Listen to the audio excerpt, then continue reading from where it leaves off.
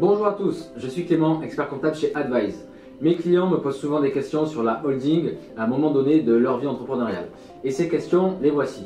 À quoi la holding va-t-elle me servir? À quel moment dois-je créer la holding?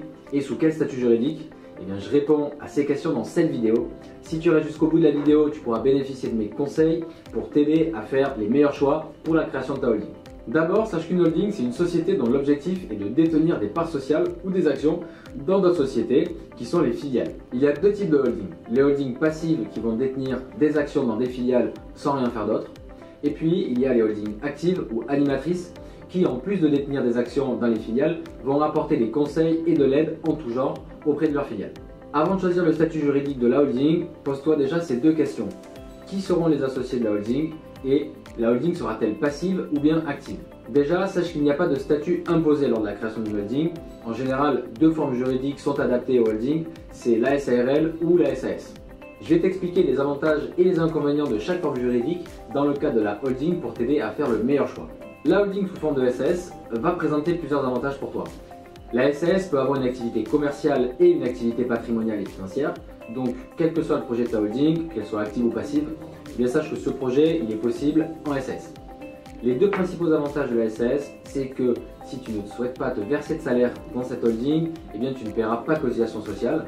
Et si tu décides de te verser des dividendes depuis cette holding, tu bénéficieras d'une fiscalité avantageuse puisque tu paieras 30%, c'est ce qu'on appelle la flat tax, et ça comprend l'impôt sur les revenus et les prélèvements sociaux. Pour être en SAS, il faut être au moins deux associés. Si tu veux une holding seule, c'est tout à fait possible. Le statut juridique portera le nom de SASU.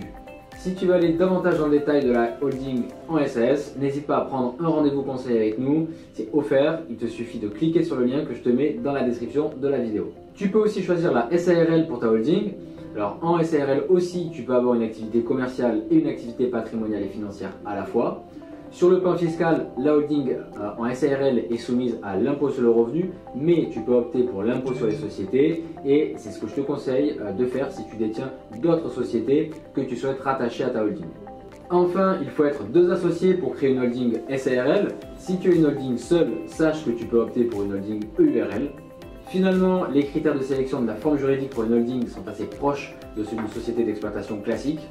Là où il faut être prudent, si tu souhaites pouvoir profiter des régimes fiscaux de groupe qui sont avantageux pour toi, eh bien c'est de choisir le régime fiscal de l'impôt sur les sociétés pour ta holding. Ça c'est vraiment hyper important.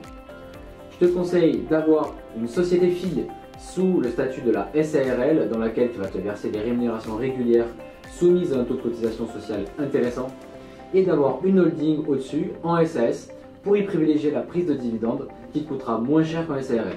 Comme ça, tu profites des avantages des deux statuts juridiques sans les inconvénients. Si tu as des questions, n'hésite pas à les poser sous la vidéo ou à nous contacter. Tu peux profiter de ton rendez-vous de conseil totalement offert à tous les entrepreneurs qui ont des questions ou qui souhaitent aller plus loin avec nous en cliquant sur le lien en description. Et enfin, sache que chez Advise, nos honoraires sont offerts sur l'accompagnement à la création d'entreprise. Donc profites-en, ça serait dommage de s'en priver. Allez, je te dis à bientôt.